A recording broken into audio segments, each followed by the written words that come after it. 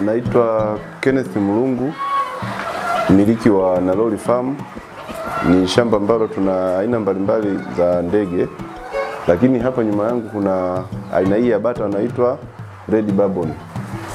Na hilo jina ni kutokana na muonekano wao, wanakuwa na rangi kama nyekundu hivi.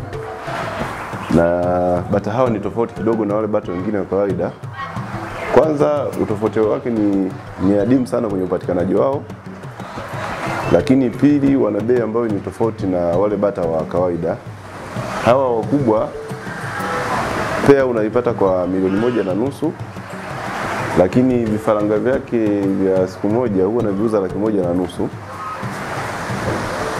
Sifa zao hazitofautiane na wale bata wa kawaida. Kinachowatofautisha na bata wale ni huo uadimu wake tu kwenye upatikanaji. Ni mbegu ambayo ni adimu, lakini ina mvuto wa tofauti sana kwenye muonekano. Karibu sana, unaweza kunitafuta kwa namba simu 0765 84 61 00, au unaweza kufika moja kwa moja shambani kwetu eneo la Selewa, wilaya ya Mbozi, karibu kabisa na ofisi za mkoa wa Songwe.